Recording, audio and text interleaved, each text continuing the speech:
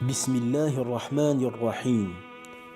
Un des plus grands bienfaits qui est une condition indispensable à l'acceptation des actions est la sincérité. Être sincère dans sa religion et envers son Seigneur. Celui qui accomplit une action et qui recherche à travers celle-ci la face de Dieu aura tout gagné. Il y a deux conditions pour qu'une action soit acceptée. Premièrement, la sincérité. Et deuxièmement, la conformité à la tradition prophétique. Lorsque vous priez, vous devez chercher uniquement la satisfaction divine et sa récompense. Il est le seul digne d'être exclusivement adoré, car si votre intention n'est pas totalement pour Dieu, vos actions ne seront pas acceptées.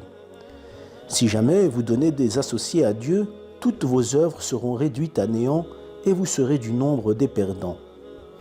Quiconque atteste sincèrement qu'il n'y a d'autre divinité que Dieu entrera au paradis. Tous les prophètes étaient sincères. Ils avaient toujours à l'esprit la demeure éternelle. Dieu nous confie dans son livre saint, au sujet de Moïse, Moussa, rappelle également l'histoire de Moussa telle qu'elle est citée dans le Coran. C'était un véritable élu de Dieu sincère, un messager et un prophète. La première qualité de Moussa était la sincérité envers son Seigneur. Il avait un cœur saint et pur. Toutes vos œuvres doivent être exclusivement pour Dieu. Votre prière, vos aumônes, votre pèlerinage, votre jeûne. Un petit acte fait pour Dieu est bien meilleur qu'un grand acte pour autre que lui. Même la lutte dans le sentier de Dieu, si ce n'est pas fait avec une bonne intention, cet acte sera rejeté. 3 catégories de personnes entreront en enfer alors qu'elles auront fait de bonnes œuvres, mais pour qu'on dise d'elles qu'elles étaient des gens pieux. Celle qui aura combattu, mais pas pour plaire à Dieu. Celle qui aura lu le Coran, ne cherchant pas la face de Dieu. Et celle qui aura fait des aumônes pour autre que Dieu. Si vous souhaitez l'intercession du prophète sallallahu alayhi wa sallam le jour du jugement dernier, soyez sincères. Le messager de Dieu déclara « Le plus heureux est celui qui atteste sincèrement avec son cœur qu'il n'y a d'autre divinité que Dieu. » Ibrahim demandait à son Seigneur et l'invoquait pour avoir un cœur pur.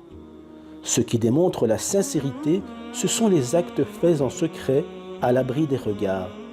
Raison pour laquelle les prières surérogatoires sont recommandées à être accomplies à la maison afin d'être préservées de l'ostentation. Grâce à la sincérité, vous pouvez être récompensé sans même avoir accompli une bonne œuvre. C'est l'intention qui compte et elle vaut mieux que l'action. Si vous aviez l'intention de faire du bien et que vous avez eu un empêchement, c'est comme si vous l'aviez fait. Dieu vous rétribuera en fonction de votre intention. Certains compagnons n'ont pas pris part à une bataille, mais ont été récompensés comme s'ils y avaient participé, car ils avaient eu l'intention, mais ils ont été retenus indépendamment de leur volonté.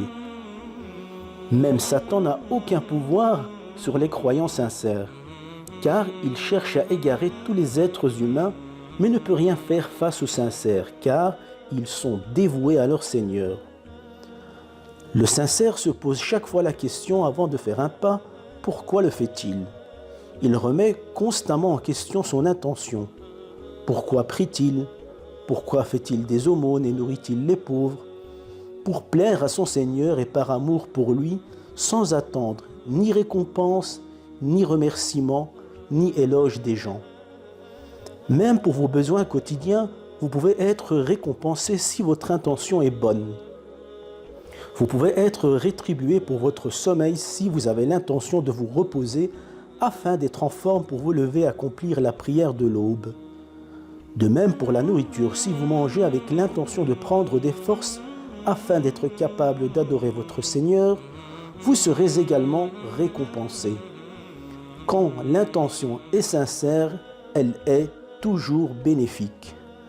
Faites en sorte que tous vos faits et gestes soient précédés d'une bonne intention et qu'ils soient exclusivement pour Dieu. et n'accordez guère de l'importance au regard des gens qui ne vous seront pas utiles. Consacrez sincèrement votre vie pour votre Seigneur. Walhamdulillahi Rabbil Alamin.